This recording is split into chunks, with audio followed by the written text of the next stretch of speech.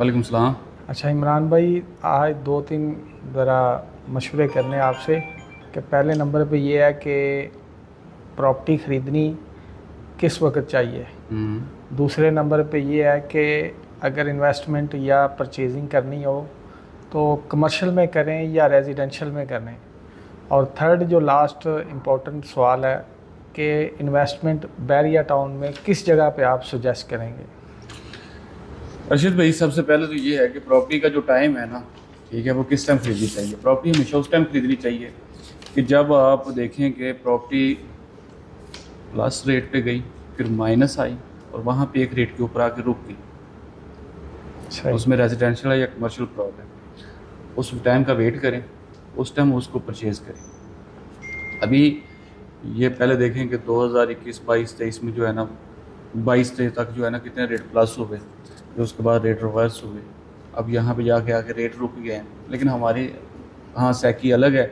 हम लोग ये करते हैं कि देखते रहते हैं कि अब जो है ना रेट प्लस हुआ है तो प्लस में तो सारे जो है ना परचेज़र होते हैं, और जब माइनस आता है तो वो लोग वेट करते हैं यार इससे भी नीचे जाएगा, इससे भी नीचे जाएगा।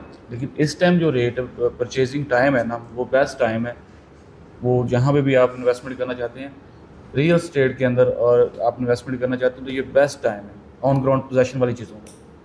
और सेकंड जो आपका सवाल है कि अब हमें किस में ज़्यादा इन्वेस्टमेंट करनी चाहिए, तो इन्वेस्टमेंट जो है वो रेजिडेंशियल की जो है वो आपको उस हिसाब से प्रॉफिट देगी जितनी को आपकी इन्वेस्टमेंट है। कमर्शियल की इन्वेस्टमेंट ज़्यादा होती है, वो आपको उस हिसाब से ज़्यादा प्रॉफिट देगा।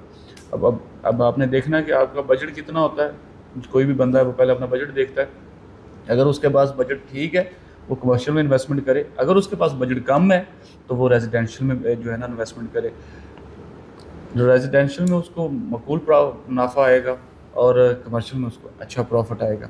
सेकंड, इस टाइम हम लोग बैरिया की बात करें तो इस टाइम बैरिया में आपके लिए अच्छी लोकेशन और अच्छे बजट में कहाँ पे आपको कमर्शियल प्रॉपर्टी या रेजिडेंशियल प्रॉपर्टी जो है ना वो मिल सकती है।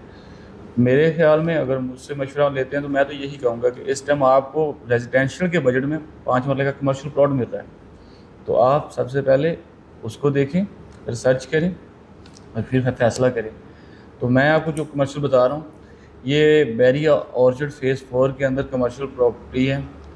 G2 ब्लॉक में है, G4 ब्लॉक में है, G6 में भी है, G5 में भी है। मुख्तलिफ लोकेशन के ऊपर जो है ना प्लॉट्स पड़े हुए हैं। तो इस टाइम वहाँ पे जो प्लॉट आपको मिल रहा है वो 1 करोड़ प्लस माइनस के बजट में मिल रहा है। 1.5 साल पहले वहाँ पे प्लॉट जो है आपको जो है वो 2.25 करोड़ का मिला है, और उस टाइम जो परचेज़र था वो बहुत ज़्यादा था। अब अगर आपको करोड़ में मिल रहा है, ठीक है, तो इस टाइम परचेज़र जो आपको ढूंढना पड़ रहा है कि यार आप लोगों को बता रहे हैं कि ये ले लें, बेहतर है बेहतर है।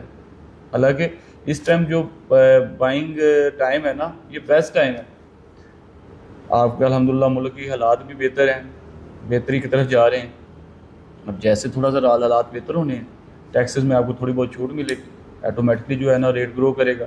और जैसे ही रेट ग्रो करेगा, अगर रेजिडेंशियल 10 लाख बढ़ता है तो आप कमर्शियल को वैसे ही देखेंगे वो 50 लाख, 70 लाख, 80 लाख करोड़ रुपया बढ़ता है।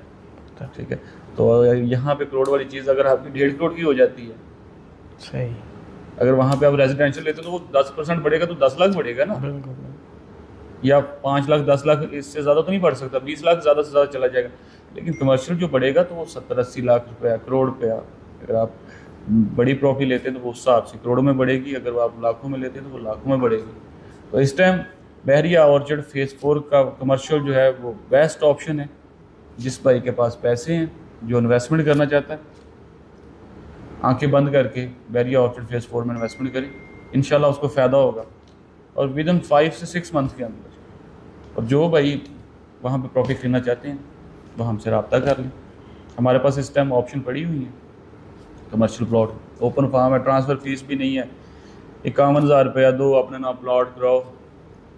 अल्लाह अल्लाह खैर सब। Thank you. Thank you. अल्लाह हाफ़िज़।